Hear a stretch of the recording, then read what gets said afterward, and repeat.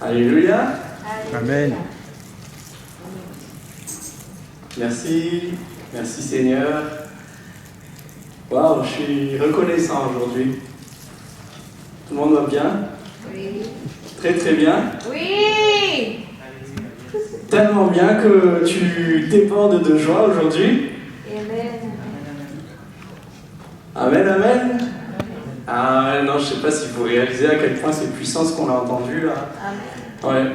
Et allez, pour vous réveiller un petit peu, je vais vous montrer une parole. Voilà. Puisque tout ce qui est né de Dieu remporte la victoire contre le monde. Waouh! Tu le sais ça que tu es victorieux. Un petit sourire. Waouh! Le jour où j'ai réalisé que je suis né de Dieu et que bon, je commençais à connaître Dieu, il est fort quoi, il est bon, il est... Ouais.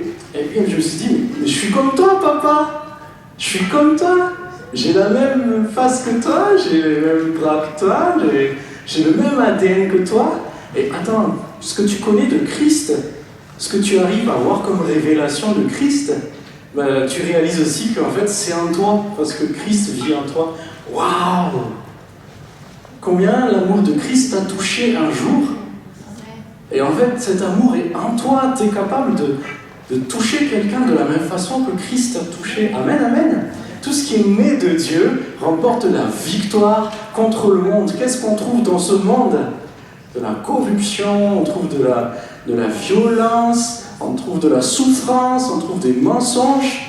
Dès le moment où tu es né de Dieu et tu en as reçu le pouvoir, ceux qui ont cru, ceux qui l'ont accepté, ont reçu le pouvoir de devenir enfant de Dieu, tu as la victoire contre tout ce qui est dans ce monde. Moi, j'entends ça chez... Yeah!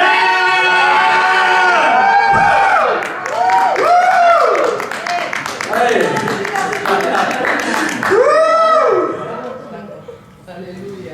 Amen, amen. Non, parce que je sais pas si tu réalises à quel point c'est fort, quoi. Mais bon, on va s'arrêter là. Et que ton âme prospère. Amen. J'espère que t'as pas peur du mot prospérer. Non, ça te fait pas peur, on peut continuer. Parce que voilà, ce mot, je trouve que le diable a volé sa richesse en fait, le mot prospérer. Et quand on entend évangile de prospérité, bah, chacun de nous, on a eu ou on a encore un coup d'éclair.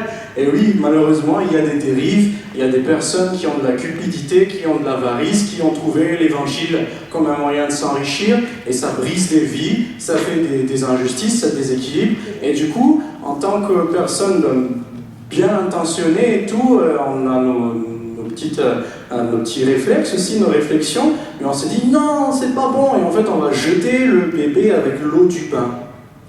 Alors que non, il ne faut pas jeter la prospérité. La prospérité est dans l'évangile. Maintenant, il faut exclure tout ce qui est cupidité, tout ce qui est amour de l'argent, tout ce qui est tout moyen un petit peu personnel de se faire des sous sur l'évangile, puisque le Seigneur a quand même prescrit à ceux qui prêchent l'évangile de vivre de l'évangile. Donc là, certains ont vu qu'il y a moyen de faire de la piété, comment il dit ça déjà dans les Écritures? Un moyen de créer des gains, en fait, de se faire des gains, du profit, et là c'est pas bon. Là on est d'accord, il faut vraiment faire l'effort d'exclure ça de nos assemblées, de l'église, il faut faire ce travail. Mais en tout cas, j'espère que chacun chemine sur la guérison par rapport à la prospérité et que tu comprends qu'à partir du moment où justement tu es né de nouveau, celui qui a crié en moi, des fleuves d'eau vive couleront de son sein, le Saint-Esprit qu'il va recevoir va devenir en lui une source. Et une nouvelle vie commence, une nouvelle aventure commence. Et donc, je voudrais vous parler de prospérer tout simplement. Je l'ai un petit peu étudié, j'ai pas eu beaucoup de temps pour aller vraiment dans les détails, mais ça veut dire réussir. Là, je vais malheureusement pas prendre le temps de vous montrer tout plein de références bibliques, puisque je dois avancer sur mon sujet. Ça veut dire être heureux. C'est très synonyme d'être béni également, et c'est très lié aussi à la notion de shalom, le repos, la paix, tout simplement être heureux en fait. Il y a par exemple, allez, on va aller dans Psaume 1. Psaume chapitre 1. Heureux l'homme qui ne suit pas le conseil des méchants, qui ne s'arrête pas sur la voie des pécheurs et ne s'assied pas en compagnie des moqueurs, mais qui trouve son plaisir dans la loi de l'Éternel et la médite jour et nuit. Il ressemble à un arbre planté près d'un cours d'eau, il donne son fruit en sa saison et son feuillage ne se flétrit pas, tout ce qu'il fait lui réussit. Dans prospérer, en fait, il y a cette notion de réussir, il y a aussi cette notion de croissance, de se développer, de s'épanouir, de fleurir, de laisser la vie, en fait, se répandre, de laisser la vie croître à travers nous. Et c'est c'est le concept qu'il y a derrière le mot prospérer. Donc, dans le Nouveau Testament, il y a aussi cette notion d'être heureux, être béni, et voilà, dans tous les domaines. À propos, le verset à partir de... Voilà, quelqu'un m'appelle. Le verset que je voudrais prendre comme point de départ, c'est dans le troisième épître de Jean, et qui dit ceci, on va le lire ensemble. Bien-aimé, je souhaite que tu prospères à tout point de vue et sois en bonne santé à l'image de ton âme. Amen. Ton âme a besoin de rentrer dans un état prospère. Si on respecte, on va dire, la formulation qui est dans le verset, je souhaite que tu prospères à tous égards, dans tous les domaines, et que tu sois en bonne santé, c'est un des domaines, tiens, celui-là, on va le noter, on va le mettre en relief, et puis, tout ça va se passer à l'image de l'état de ton âme. Donc il y a quelque chose dans notre âme qui est responsable, on va dire, de la prospérité, du développement, de la croissance de tous égards dans nos vies, de tous les autres égards, de tous les autres domaines. Est-ce que vous pensez à certains domaines qui dépendent un petit peu de votre âme, de l'état de votre âme? Allez, très rapidement. Ah, il y en a plein. Hein. Dans les relations, souvent les problèmes qu'on a dans les relations, c'est des problèmes intérieurs qui se manifestent à l'extérieur. Des blessures qu'on a eues, des manques affectifs. On a été privé par exemple d'un papa, d'une maman. Ça peut arriver que des personnes très très jeunes perdent leurs parents. Et en fait, on va grandir avec une âme qui a commencé à se charger de quelque chose de pas droit, en tout cas qui est pas pur lorsqu'on regarde à la pureté du Seigneur. Et cette chose qui s'est chargée dans notre âme va impacter nos relations, va impacter la famille, va impacter le travail, va impacter la santé. Wow! Les maladies psychosomatiques. Alors, je me suis un peu renseigné cette nuit parce que... Et j'ai vu, bon, je ne sais pas si c'est vrai, mais peu importe, par exemple, le plus célèbre, c'est l'ulcère d'estomac. À cause du stress et voilà, toutes ces choses qui peuvent se passer, qui nous rongent de l'intérieur, mais en fait, il y a des maladies, donc là, on ne parle plus de l'âme, mais du corps, des maladies physiques, qui sont tout simplement la manifestation, la conséquence de quelque chose qui se passe à l'intérieur de nous. Et je voudrais vous dire ceci. Il y a un mouvement qui se fait en tant qu'un être spirituel que nous sommes esprit, âme et corps. Je reprends encore ma petite parenthèse. Notre esprit est né de Dieu. Wouh! Nous sommes esprit, âme et corps. Notre esprit est né de l'esprit. Ce qui est né de Dieu, tiens, vous connaissez ça? Ce qui est né de Dieu ne pêche pas car il se garde lui-même et il ne peut pas même pécher parce qu'il est né de Dieu. Alors vous chercherez ce verset. Quelque part dans notre esprit, nous sommes parfaits et on ne peut même pas pécher. Waouh! De ton esprit ne peut pas sortir un mensonge, de ton esprit ne peut pas sortir une injustice, une méchanceté, tout simplement parce que ton esprit est un avec l'esprit de Christ et il ne peut pas s'auto-corrompre. Il est Dieu, il est saint, il est pur, il est éternel, et donc ce qui est né de Dieu, comme dit l'Écriture, ne peut pas pécher. Maintenant, nous ne sommes pas seulement esprit, l'être humain a son âme. Et l'âme, je commence par une mauvaise nouvelle, l'âme n'est pas née de nouveau. L'âme n'est pas régénéré, dans le sens il y a une régénération comme on le comprend dans la nouvelle naissance. Mais l'âme, pourtant, c'est pas pour autant qu'on va la laisser dans cet état. Il faut qu'on en prenne soin, ok? Donc, il y a un mouvement qui se fait de l'intérieur de nous. On comprend que ça vient plus de notre esprit parce que nous sommes nés de Dieu. Plus rien de mauvais ne peut venir de notre esprit. Mais alors, d'où ça vient? De notre âme. Jésus même disait, alors c'est là qu'on va bien saisir un peu de vocabulaire biblique.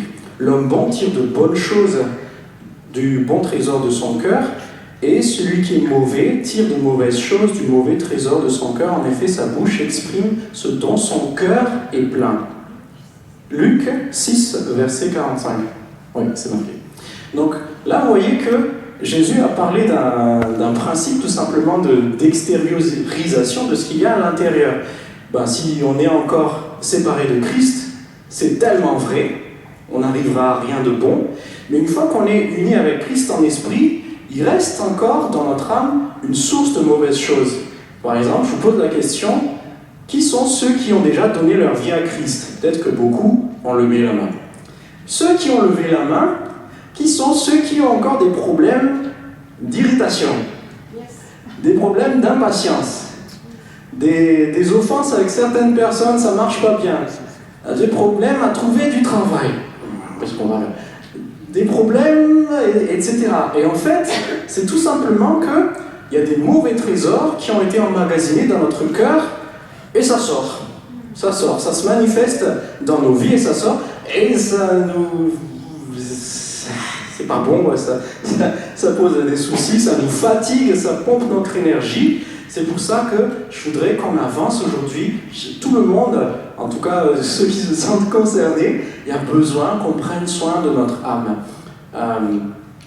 Lorsque les choses, en fait, c'est du dedans, c'est du cœur, ça s'affiche là, Marc 7, verset 21, c'est du dedans, c'est du cœur des hommes que sortent les mauvaises pensées, les adultères, les impudicités, les meurtres, les vols, les cupidités, les méchancetés, la fraude, le dérèglement, le regard envieux, la calomnie, l'orgueil, la folie. Tout ça, si tu penses que tu as encore des défis dans ces domaines-là, aujourd'hui, alors que tu es en Christ, ne sois pas découragé. Tu sais quoi? Le diable, il vient quand tu tombes là, tu es par terre, tu viens de faire une méchanceté à quelqu'un, et puis tu dis, ah mais non, tu regrettes, et puis là, l'ennemi vient, bah, tu vois, tu n'es pas enfant de Dieu. Mensonge! Le problème n'est plus dans ta filiation. Ta filiation vis-à-vis de Dieu est établie. Merci Seigneur pour cette prédication. Maintenant, refuse ce mensonge et comprends que tu as besoin de faire quelque chose dans ton âme. Alors, on parlera peut-être aussi du corps, je fais une parenthèse, parce que l'Écriture montre aussi que dans nos membres, en fait, on va trouver les passions et les désirs. Mais là, aujourd'hui, on va regarder l'âme. En ce qui concerne les passions et les désirs, crucifiés à la croix. Ok? Il s'agit de le discipliner, il s'agit de tout simplement y renoncer, en fait, accepter de mourir. Et voilà, tout ce qui est dans nos membres, quand on parle du corps, dans Romains 7, vous le voyez, dans le Romains 8, vous le voyez aussi, dans Jacques, c'est peut-être Jacques 3 ou 4, où c'est dit que dans nos membres, en fait, il y a les passions, les mauvaises passions et les désirs. Ok? Donc, Dieu veut nous sanctifier, esprit, âme et corps. 1 Thessaloniciens, chapitre 5, verset 23. Notez la référence, ça c'est important. Dieu veut nous faire parvenir à une pleine sanctification, esprit, âme et corps. Et comme on l'a dit tout à l'heure, la pleine adoption qu'on recevra, c'est quand notre corps sera le corps que Dieu a fait. Pas ce corps de poussière qui n'entrera pas dans le royaume éternel, mais un corps qui sera un corps glorifié. Amen. Toutes les choses mauvaises sortent du dedans et souillent l'homme. Nous comprenons donc que il y a tout simplement un impact fort entre ce que nous avons à l'intérieur, dans notre cœur, dans notre âme, et ce qui sort à l'extérieur et qui se manifeste soit de façon active, c'est vous qui créez les problèmes envers les autres, soit de manière, je dirais, passive, c'est-à-dire qu'à cause du parfum que vous dégagez, à cause du parfum spirituel que vous dégagez, vous attirez les problèmes. Oui, vous n'avez pas remarqué, mais moi, j'ai jamais eu de problème de racisme, on va dire. Quand je suis venu en France, j'avais 18 ans, j'ai jamais eu de problème, je ne me suis jamais senti comme, comment dire ça, comme, pas distingué, c'est quoi le mot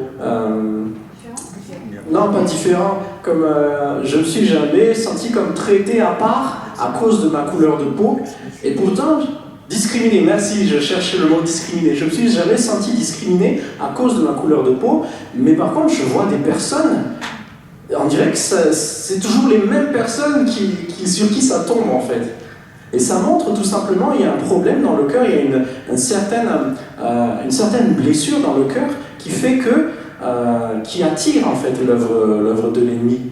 De la même façon que les bons trésors dans le cœur vont attirer des bonnes choses, les mauvais trésors dans le cœur vont attirer des mauvaises choses. Ok, c'est des petits exemples qu'on peut avoir. En tout cas, comprenons que, j'avais oublié d'afficher, c'est important une fois qu'on est en Christ, de s'intéresser à l'état de notre âme, parce que parmi tous les égards, tous les domaines, tous les sujets qui ont besoin de prospérer, il y a par exemple l'appel du Seigneur. Amen. L'appel du Seigneur peut être bloqué à cause d'un problème non résolu dans ton âme. Tu as un problème de rébellion, je me demande comment tu vas faire pour entrer correctement dans ton appel. Dieu a dit, si quelqu'un est fidèle dans les petites choses, je lui confierai de grandes choses. Si quelqu'un est fidèle aux choses d'autrui, je lui confierai ce qui est à lui. C'est-à-dire qu'à un moment donné, si tu veux rentrer dans ton appel, il faut que tu apprennes à te soumettre à l'appel d'autrui. Waouh! Et seulement quand Dieu t'aura trouvé fidèle, il va te donner ce qui est à toi. Oh, je sens qu'il y a de la fraîcheur. ça parle à quelqu'un. Ok? Donc, un problème de rébellion dans ton âme, mon Dieu, ça va te retarder. Ça pourrait même te bloquer. Alors, dans notre âme, alors la santé, on a vu, je vous donne quelques références. Un cœur joyeux est un bon remède, mais un esprit abattu dessèche les os. Donc ça rejoint un petit peu ce qu'on a entendu tout à l'heure sur les maladies psychosomatiques. Et puis à l'inverse, quelqu'un qui a de la joie, plus facilement il se rétablit, plus facilement il retrouve de la force, etc. Encore une fois, même la parole de Dieu nous montre que notre âme est très déterminante dans la qualité de notre vie, en fait. Ok ? La bonne nouvelle que je veux vous annoncer, ton cœur bat. Ça vous fait quoi quand quelqu'un vous appelle? Allô? Ouais? Tu fais quoi là? Allez, prépare-toi, j'ai une bonne nouvelle à t'annoncer. Et puis il ne vous l'a pas encore dit, oui? Il a juste dit qu'il a une bonne nouvelle à vous annoncer. Vous avez envie de savoir? Bon, vous savez, votre âme, bonne nouvelle, votre âme peut prospérer. C'est juste une information ou c'est une bonne nouvelle? Notre âme peut prospérer. Et lorsque notre âme va prospérer, ça va tout simplement se déverser sur tous ces domaines de notre vie, famille, mariage, travail, finances, études, quoi d'autre? Ministère, relations, amis, enfants. Tout va être saisi par le règne de Dieu, la justice de Dieu, la joie de Dieu, la paix de Dieu. Et donc, ce qui est super, c'est que c'est possible. Dieu a voulu prendre soin de notre âme. Donc on a rappelé les 3 dimensions de l'être humain, esprit, âme et corps. Maintenant, je voudrais vous amener dans un petit schéma qui n'est pas de moi, même si j'ai juste mis en forme. Est-ce que quelqu'un pourrait me prêter de l'eau, me donner une petite bouteille d'eau, s'il vous plaît?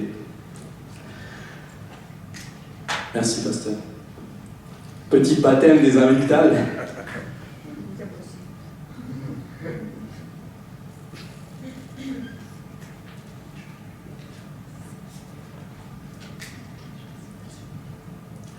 Et Les érudits ont étudié la parole et puis je pense aussi un petit peu la personne humaine. Et ils ont trouvé que dans l'âme, on trouve ces trois éléments. La volonté, l'intelligence ou l'intellect et les émotions. Alors, quand je me suis préparé, je me suis renseigné un petit peu aussi et j'ai vu que, par exemple, l'enseignant Derek Prince relaie aussi cet enseignement. Il dit qu'il n'est pas de lui, il l'a reçu aussi de quelqu'un d'autre. Et en creusant, je trouve que c'est vraiment une bonne approche de notre âme, même si je pense que c'est peut-être un peu plus complexe que ça. Mais en tout cas, ces trois éléments nous donnent une approche assez complète, je trouve, et aussi un moyen, mais une technique assez efficace, puisqu'on voit la vie, VIE, la mémoire, oui. Et donc la volonté, l'intelligence, et les émotions. On va commencer par les émotions. C'est dans les émotions qu'on va avoir les impacts de blessures. Essentiellement, en fait, ce qu'on peut ressentir, émotions, sentiments, sensations, tout ce qui est autour du senti. Votre âme, c'est votre âme qui va emmagasiner, donc du coup elle va faire entrer dans la mémoire les mauvaises choses qui vous ont été faites, que vous avez subies, un accident, perte d'un être cher, une méchanceté qui était au-delà de ce que vous pouviez supporter, une séparation, une trahison, une offense, etc. Votre partie de votre âme qui est touchée à ce moment-là, ça va être dans les émotions. C'est dans les émotions qu'on va creuser, on va trouver des racines, par exemple, d'orgueil, d'indépendance, de rébellion, parce que tout simplement, ces choses-là peuvent être venues à cause d'une injustice. Quand vous voyez, par exemple, un abus spirituel, une réaction très naturelle de l'âme, c'est de se dire, si c'est comme ça, moi je ne veux plus avoir d'autorité spirituelle. Et là, vous retombez dans ce piège qui est de jeter le bébé avec l'eau du bain. À cause d'une dérive d'une auto spirituelle, vous rejetez toute autorité spirituelle et il y a comme une blessure, une racine qui s'est installée, une racine de rejet en même temps. Et donc, vous allez fonctionner désormais comme ça. Manque de peau, vous allez manquer tout l'ordre divin en ce qui concerne l'autorité spirituelle. Le non-pardon, l'amertume, la colère, les traumas, les peurs, ça va être du domaine des émotions. Dans l'intelligence, donc l'intelligence, ça va être l'intellect, notre façon de raisonner. C'est un petit peu, quand on va parler du cœur, c'est un peu à l'opposition de la raison, parce que la raison, elle prend en compte les informations qu'elle trouve, elle essaie de réfléchir avec, de faire de la logique, et de sortir une conclusion, une déduction à partir des informations qu'elle perçoit. Donc notre intelligence, elle va fonctionner en fonction de ce qu'on a appris, de notre connaissance, et même notre connaissance du Seigneur, notre relation avec le Seigneur, on la mène en fonction de ce qu'on sait du Seigneur. Si on ne sait pas que Dieu est notre papa, on ne va jamais adresser correctement cette prière « Père ». Mais le jour où la révélation vient et que notre intelligence est renouvelée, Romains 12:2, alors là, le mot « père » dans notre bouche prend tout un sens en fait. Notre intelligence, par exemple, Romains 12:2 nous dit qu'elle a besoin d'être renouvelée. Les émotions, Ésaïe 61 dit que le Saint-Esprit a besoin de guérir les cœurs brisés. Tout ce qui a été brisé en nous a besoin d'être guéri. Et ça y est, j'ai annoncé cette bonne nouvelle, c'est que le Saint-Esprit est venu pour faire cette œuvre. Et cette œuvre est disponible à la croix. Dès le moment où tu comprends que ce que Jésus disait, là, l'Esprit du Seigneur est sur moi, afin que je guérisse les cœurs brisés, si tu sais que cette prophétie est en lien avec la croix, alors tu peux sceller cette bonne nouvelle. La guérison de ton cœur est inclue dans les versements du sang de Jésus. C'est magnifique. C'est pas quelque chose que tu vas chercher à faire en plus pour essayer de payer le prix de la guérison de ton âme. Le prix a été payé. Ce qu'il te faut maintenant, c'est rentrer dans les principes de Dieu pour que ça se passe correctement. On verra ça juste après. En ce qui concerne l'intelligence, c'est aussi l'Esprit de Dieu qui va le faire. Dans l'épître de Jean, on dit que c'est l'onction qui vous enseigne toutes choses. Donc, si ce n'est pas par le Saint-Esprit, en fait, la connaissance que vous allez acquérir ne sera pas bonne. Il faut que ce soit l'esprit de vérité qui vous enseigne, l'onction qui est en vous et qui demeure en vous. Elle va vous enseigner, en fait. Elle va vous aider à discerner, malgré votre ignorance à un moment donné. Est-ce que vous avez déjà ressenti cette impression qu'un prédicateur parle de quelque chose qui est nouveau pour vous, mais à l'intérieur de vous, vous savez, par le Saint-Esprit, par l'onction qui demeure en vous, que oui, ça c'est vrai, et il y a quelque chose qui se passe, il y a une onction qui est là, il y a une douce onction, je vois Pasteur Dieu, ça m'encourage, merci. Ouais, c'est bon d'être enseigné par cette onction qui demeure en nous. Donc réalise que la puissance d'être enseigné, d'être renouvelé dans ta connaissance, dans ton intelligence, elle est là, elle est là, elle est là, elle est en nous, cette onction, elle demeure en nous. Et dans notre volonté, donc notre volonté, la volonté, ça va être cette fonction de notre âme qui est capable de faire des choix, de prendre des décisions, un peu comme l'arbitre final, on va dire, une fois que les émotions ont rajouté leur non mais fais pas ça, il ne le mérite pas, et puis l'intelligence te dit mais si, moralement il faudrait le faire, mais bon, toute justice considérée, il vaudrait mieux qu'il souffre encore un peu parce que c'est mieux qu'il apprenne des leçons, et la volonté au final, c'est elle en fait qui va prendre la décision de le faire ou de ne pas le faire. Et vous voyez, dans ces trois éléments de notre âme, on peut avoir des liens. Or en ayant considéré, donc, par exemple, une racine d'amertume, si on ne travaille pas dessus, pour en être purifié, on peut finir par être lié, au point que même si on voudrait pardonner, on ne peut pas. À ce moment-là, ce n'est pas seulement un travail dans l'âme, il faut chasser les démons, il faut briser les liens.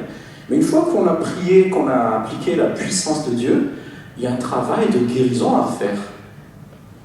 Vous suivez jusque-là? Il y a un travail de restauration et de guérison à faire. Une fois qu'on a été libéré, en fait, à ce moment-là, la responsabilité nous revient. Christ, sa responsabilité, tac, il brise le lien qui t'empêchait d'exercer ta volonté de pardonner. Maintenant, ça devient possible de pardonner. Donc, ne nous déresponsabilisons pas de pardonner, en fait. C'est à nous de pardonner.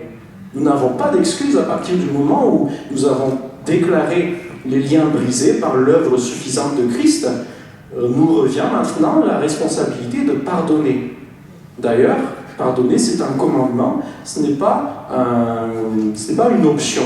Dieu n'a pas dit, si tu y arrives, c'est très bien. Si tu n'y arrives pas, je te comprends. Là, il faut sortir le « je te comprends » de Dieu, ça doit sortir de notre intellect, ok. Donc, papa qui m'appelle, c'est vrai, c'est son anniversaire aujourd'hui, mon papa a 60 ans aujourd'hui, malheureusement je ne peux pas encore répondre, je le rappellerai tout à l'heure, ne vous inquiétez pas. On avance. Allez, encore quelques références. Il restaure mon âme, psaume 23. Il restaure mon âme. Ça fait partie vraiment de ce que Dieu veut faire avec nous. Il me conduit dans les sentiers de la justice à cause de son nom. Dieu désire véritablement faire ce travail de nous purifier de toute racine impure dans notre âme et de tout ce qui a été tordu, tout ce qui a été déformé. Dieu veut le remettre comme il faut. Romains 12.2, on l'a dit tout à l'heure, ne vous conformez pas au siècle présent, soyez transformés par le renouvellement de l'intelligence, afin que vous discerniez quelle est la volonté de Dieu, ce qui est bon, agréable et parfait. Alors, je remonte un petit peu. Je voudrais vous donner une image. On a dit que le Saint-Esprit, Jésus a dit que le Saint-Esprit qu'il va donner va devenir en nous une source qui jaillit jusque dans la vie éternelle. Celui qui croit en moi, des fleuves d'eau vive jailliront de son sein. Maintenant, nous savons donc que notre esprit a pleinement la capacité de fournir ce fleuve, mais que dans notre âme, du coup, par le concours de notre volonté et de tout ce qui s'en vient des émotions et de l'intelligence, peut bloquer ou favoriser l'écoulement du fleuve, un peu comme un barrage ou un peu comme des pierres dans l'eau. Plus il y en a, moins bien ça coule. Garde ton cœur plus que toute autre chose, car c'est de lui que jaillissent les sources de la vie. C'est-à-dire que, quelque part, le cœur est responsable du jaillissement de la source. Il est capable de le bloquer si tu ne le gardes pas bien, et il est capable de s'aligner dans le sens de l'écoulement, je parle un peu fluide, si tu le gardes correctement. Alors, on se comprend. Elle a étudié dans ce domaine. Quelqu'un peut acclamer le Seigneur pour Hortensia, qui a vraiment beaucoup progressé ces derniers temps. Vous ne la connaissez peut-être pas avant, mais moi qui l'ai vu progresser, je voudrais saluer ses progrès. Merci Seigneur, gloire à Dieu. Et donc, notre âme peut s'ériger en barrage contre le fleuve de Dieu. C'est les forteresses, c'est un peu comme un barrage, quoi. Un barrage, bon du coup pas hydroélectrique, mais un barrage qui est là pour empêcher que le fleuve aille dans tel sens. C'est ce que fait nos imperfections dans l'âme. Alors comment? Justement, on l'a redit tout à l'heure, nos paroles ont du pouvoir. La vie et la mort sont au pouvoir de la langue. Vous le savez, vous l'avez lu dans Proverbe. Donc ce que vous dites est capable de déclencher la vie, le fleuve de Dieu, la bénédiction, la prospérité, ou sinon ce que vous dites est capable de bloquer la vie et même de provoquer la mort. Ok? Mais ce que vous dites en fait, ce qui sort de votre bouche, ce n'est autre que ce qui est dans votre cœur. Ok? Donc c'est ainsi que l'âme va se retrouver comme le robinet final qui autorise ou qui empêche le fleuve de couler correctement ou qui met son coup là et puis au lieu de faire 40 mètres cubes par heure, ça va devenir 20 mètres cubes par heure et on n'atteint pas encore parfaitement ce que Dieu voudrait faire avec nous. Ok? Ça va jusque-là?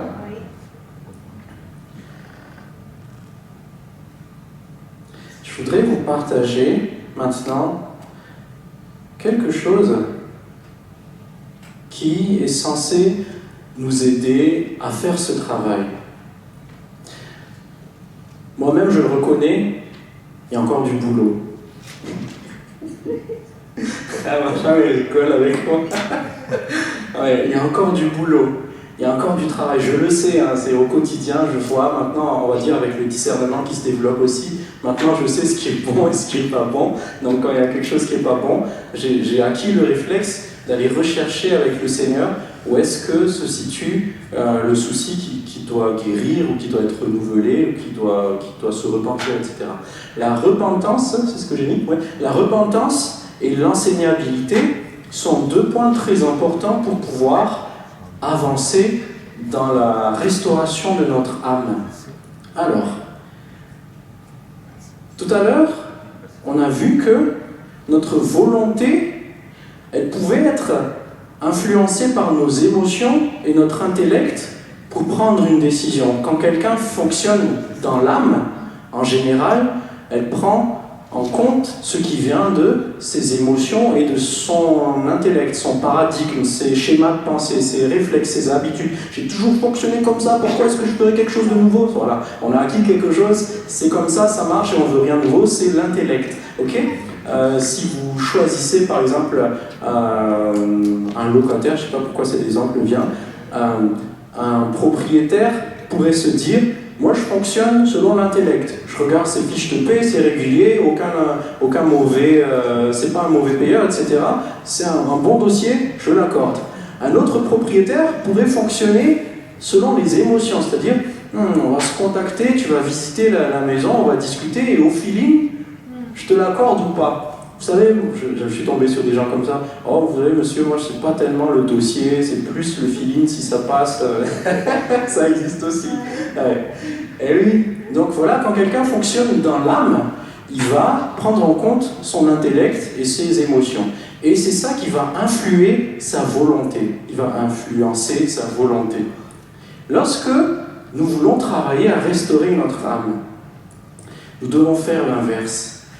Nous partons de la volonté pour imposer par la parole de Dieu et par le Saint-Esprit une restauration dans l'âme. On va aller tout de suite dans la parole. La loi de l'Éternel est parfaite, elle restaure l'âme. Il y a une relation très forte et très conséquente entre le commandement et la restauration de ton âme. Il y a un lien de cause à effet. On va aller dans Jacques, chapitre 1. Oui, c'est pourquoi rejeter toute souillure et tout débordement dû à la méchanceté et accueillir avec douceur la parole qui a été plantée en vous et qui peut sauver votre âme. Cette parole que tu accueilles, si tu l'accueilles avec douceur et tu acceptes qu'elle se plante en vous, elle a le potentiel de sauver ton âme, d'apporter le sozo en fait pour ton âme. Donc, bien sûr, il y a sauver les âmes dans le sens recevoir le pardon des péchés. Et puis, on peut parler aussi du sozo qui est comme un salut complet, donc qui inclut la guérison intérieure. Ton âme va être guérie à travers l'obéissance à la parole. La suite, mettez en pratique la parole. Commencez par l'obéissance, alors votre intelligence et vos émotions seront impactées. Commencez par exercer votre volonté à obéir à la parole de Dieu, alors votre intellect sera renouvelé et vos émotions seront guéries. En effet, ne vous contentez pas de l'écouter en vous trompant vous-même par de faux raisonnements. En effet, si quelqu'un écoute la parole et ne la met pas en pratique, il ressemble à un homme qui regarde son visage dans un miroir et qui, après s'être observé, s'en va et oublie aussitôt comment il était, il reste dans le même état. On t'a dit « pardonne » et tu ne le fais pas, tu ne mets pas cette parole en pratique, tu risques de rester dans le même état. Le non-pardon est un véritable piège dans lequel tu t'enfermes. Ensuite, mais celui qui a plongé les regards dans la loi parfaite, c'est-à-dire le commandement du Seigneur, la loi de la liberté, donc bien sûr le commandement, nous fonctionnons maintenant dans le nouveau régime de l'esprit, dans la grâce, et qui a persévéré, celui qui n'a pas oublié ce qu'il a entendu, mais qui se met au travail, il se met à chercher, à s'appliquer. Voilà, Seigneur, tu as dit ceci, je vais déployer mes efforts pour le faire. Seigneur, tu as demandé que je pardonne à telle personne, ça me fait mal, elle ne mérite pas, mais parce que c'est toi qui me le demandes, oui, j'exerce ma volonté, je le fais. Combien vous avez ressenti une douleur au moment de prendre de telles décisions? Oui. C'est parce que les émotions sont touchées lorsque vous obéissez à la parole de Dieu. Je partageais un court témoignage. Un jour, on commençait une réunion à la maison et le Saint-Esprit commence à me parler. Il me dit, tu vas dire à ces personnes que tu les aimes comme ta famille. Et là, je ne sais pas faire ça, en fait. Je ne savais pas faire ça. Je ne savais pas dire je t'aime à quelqu'un, voilà, des frères et sœurs en Christ, et leur dire je t'aime comme ma propre famille. Et donc là, sur le commandement du Saint-Esprit, voilà, donc la tentation était là de se dire non, je ne sais pas faire ça, c'est au-delà de mes forces, etc. Mais j'ai fait un effort dans ma volonté de le faire. Et vous savez quoi? J'ai commencé à pleurer et je l'ai dit en pleurant. Je l'ai dit en pleurant. En fait, quelque part, la parole de Dieu, la loi de l'Éternel, s'est frayé un chemin à travers ma volonté pour aller toucher mon intellect et je suis renouvelé. Non, tu es capable de le dire. Et dans mes émotions, non, désormais, en fait, la souffrance que j'avais, c'est tout simplement un émondement, en fait.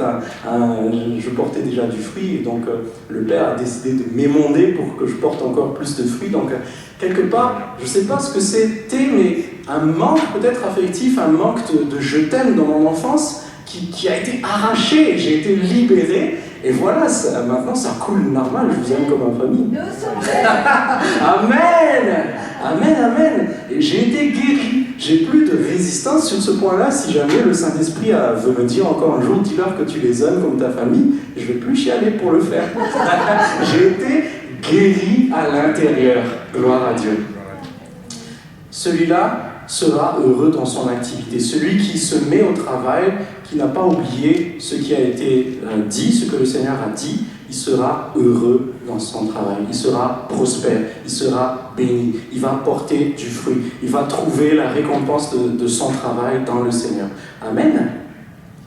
Donc, la repentance, c'est du domaine de notre volonté. Dieu n'a jamais imposé quoi que ce soit à l'homme. Même Jésus, quand il est venu, il a dit que celui qui croit en moi, il sera sauvé, et celui qui me rejette, ne me rejette pas moi, mais rejette celui qui m'a envoyé.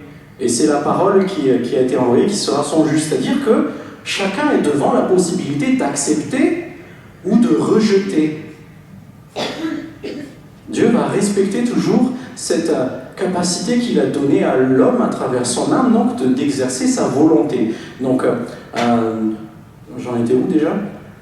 Nous avons besoin de comprendre que la repentance, c'est un processus qui mobilise notre volonté. C'est un don de Dieu, nous le comprenons, mais nous devons être participants en fait à ce don de Dieu, dans le sens où nous alignons notre volonté, ça c'est vraiment à nous de le faire, nous alignons notre volonté avec la volonté de Dieu. Pasteur Rémi avait prêché ça à Montreuil le vendredi 21 février. Nous avons besoin de rompre notre volonté. Et Jésus nous a montré le chemin, non pas ma volonté, mais la tienne, Père. Il nous a montré en fait que notre propre volonté a besoin d'être rompue par l'obéissance, par la repentance. Et là, la parole de Dieu va se frayer un chemin dans le reste de notre âme pour arracher ce qui est mauvais, pour nous guérir, pour renouveler dans notre façon de penser, etc. Et son œuvre se fait. Donc la première chose, la repentance, en pratique donc, obéir à la parole de Dieu lorsqu'elle est prêchée. La deuxième chose, c'est l'enseignabilité. Et là, l'enseignabilité, c'est, j'ai envie de dire, c'est une des filles de l'humilité. Ouais. On ne peut pas être enseignable si on n'est pas d'abord humble. Être capable de se dire, ok, il y a quelque chose que je ne sais pas, il y a quelque chose qui m'échappe, et que j'ai besoin de reconnaître que je suis dans une position de faiblesse, d'humiliation, de position basse, et celui qui s'humilie, le Seigneur va l'élever en fait. Okay, donc au final, tout le monde y gagne, le Seigneur y gagne, toi aussi tu y gagnes. Mais en tout cas, l'humilité est nécessaire pour être enseignable et pour ne pas être dans une espèce de rébellion ou d'indépendance. Moi, je sais tout, moi je me débrouille tout seul, j'ai la Bible, j'ai le Saint-Esprit, pourquoi est-ce que tu veux m'enseigner quelque chose ? Laissez-moi vous dire que il y a des personnes, lorsqu'elles reçoivent le mandat du Seigneur de faire des disciples, donc c'est un mandat apostolique, c'est un envoi, je vous envoie, faites des disciples dans toutes les nations, baptisez-les au nom du Père, du Fils et du Saint-Esprit, et enseignez-leur à mettre en pratique tout ce que je vous ai prescrit.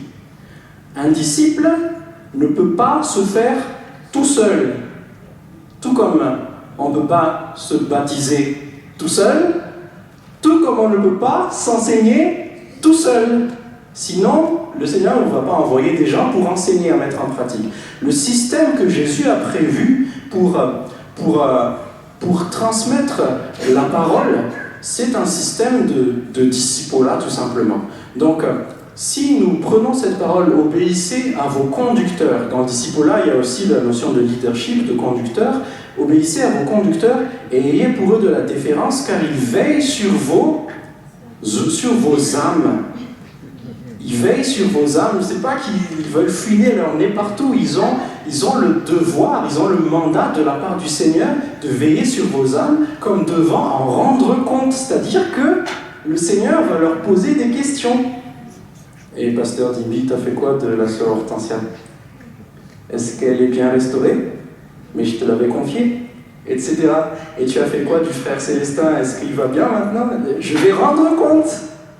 Nos conducteurs vont rendre compte.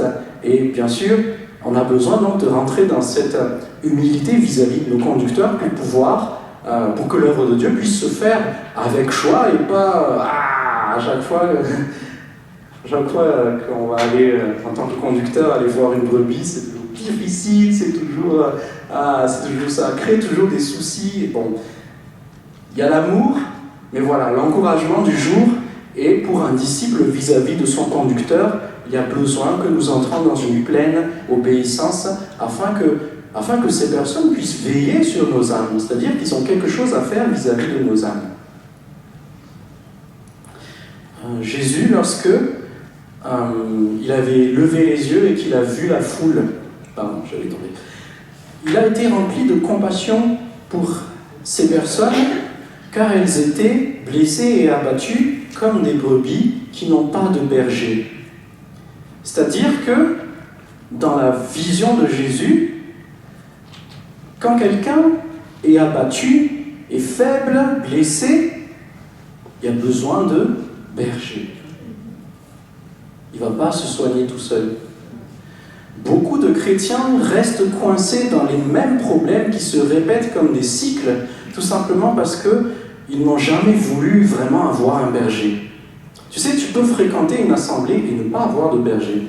Tu peux aller à l'église de pasteur Georges, je crois un prénom au pif pour être équitable, et puis tu viens, alléluia, tu es assis là au troisième rang, mais c'est l'église du pasteur Georges, mais pasteur Georges n'est pas ton pasteur. C'est-à-dire, il ne te connaît pas, peut-être qu'il a juste ton prénom. Ah oui, il est venu nous visiter, il est toujours là les dimanches, mais on ne connaît pas ta vie. On ne peut pas veiller sur ton âme. Impossible de faire un travail dans ton âme s'il n'y a pas une véritable relation entre le pasteur et la brebis. Donc, vous voyez, avoir besoin d'un berger, c'est pas seulement connaître un pasteur ou même des pasteurs. J'ai vu des cas où des frères et des sœurs, ils ont contacté des dizaines de pasteurs pour essayer de les aider. Et en fait, c'est pas tellement dans l'ordre divin, puisque normalement, quelqu'un est mandaté pour prendre soin de toi. Amen. Quelqu'un est mandaté pour faire de toi un disciple, et c'est pas des dizaines de personnes qui vont chacun ajouter leur sauce à chacun, donc ça va créer une grosse confusion dans ta tête. Mais en tout cas, sortons de la blessure, de l'abattement, de la faiblesse, du manque de force, peut-être. Vous savez, le mental a besoin d'être développé aussi. La foi, c'est pas pour les chochottes, disait Pasteur Rémi l'autre fois. Je ne sais pas si je le dis un peu à ma façon, mais c'est ce que j'avais compris. Avoir la foi, des fois, ça demande qu'on en ait dans le ventre pour pouvoir croire quelque chose de surnaturel et d'impossible pour les hommes.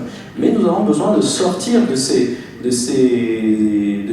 états de faiblesse, de ces états de brisement, d'abattement, de manque de confiance en soi. On devrait même dire manque de confiance en Dieu, en soi.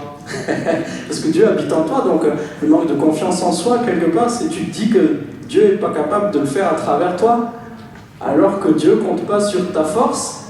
Et Dieu ne compte pas non plus sur ta faiblesse. Ça ne dépend absolument pas de toi. Donc, on apprend en fait à développer ces aspects-là dans notre âme à travers le travail qu'un berger va faire dans notre vie.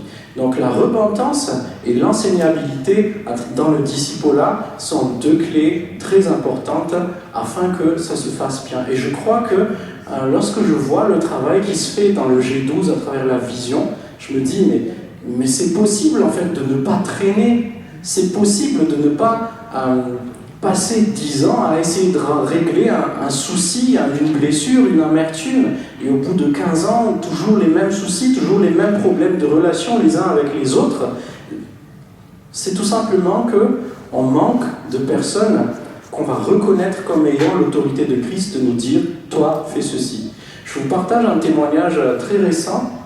Une des sœurs qui est dans notre MPN, donc à Montreuil, un jour, donc, elle a montré une attitude qui a attiré mon attention et je suis allé creuser. Je l'ai appelée et puis je lui ai demandé qu'est-ce qui s'est passé, etc. Et en creusant avec l'aide du Saint-Esprit, tout simplement, elle avait besoin de se repentir sur un point. Et quand elle a accepté de le faire, on a senti tous les deux, c'était au téléphone, on a senti tous les deux comme si l'avalanche a été déclenchée en fait. Comme si l'onction est tombée, mais puissamment, et elle a été libérée, elle a commencé à vivre de la transformation quelque part, même dans sa vie au quotidien. Il y avait des blocages quelque part parce qu'il y avait un besoin de se repentir. Donc là, vous voyez, les deux clés ont joué. D'un côté, la personne qui accepte de se repentir, et d'un autre côté, le leader, le maître en Christ, qui va lui dire « Toi, fais ceci, toi, fais cela ». Même si elle le sait, vous savez, la parole, Dieu a décidé de fonctionner comme ça, c'est drôle. Hein. La parole du leader, quand bien même tu la connais, tu sais ce qu'il va dire, c'est drôle, mais il faut qu'il la dise pour qu'il y ait une puissance dedans. C'est drôle, hein. Le jour où Pasteur Rémi me dit, par exemple, sois romantique, attends, c'est un truc que j'ai appris, on connaît le discours, mais quand il le dit, c'est chargé de l'autorité du Seigneur, c'est chargé du mandat apostolique, et donc c'est chargé de puissance, c'est chargé de l'onction du Saint-Esprit, et quand cette parole atterrit sur moi, ça a le pouvoir de me changer, et je peux entrer dans la repentance. Amen. Dieu veut se servir de ses serviteurs, de ses pasteurs, pour prendre soin du troupeau. C'est pareil avec Hortensia, on a vécu des choses comme ça. Au début, on comprenait pas, mais comment ça se fait ça? Je le sais, pourquoi je le fais pas? Et quand je lui dis, elle arrive à le faire. C'est drôle, hein? Ouais, le Seigneur a décidé, a voulu fonctionner comme cela, afin que nous soyons un corps qui dépend les uns des autres, en fait. Un corps qui fonctionne ensemble, un corps solidement uni et bien coordonné. Amen.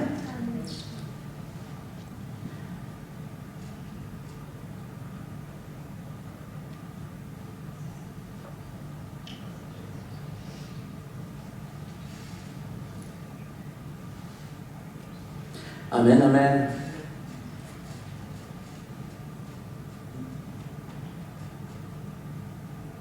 Quelqu'un veut prospérer dans son âme? Oh, yes. Amen. Amen. Quelqu'un reconnaît qu'il a peut-être encore des soucis à régler.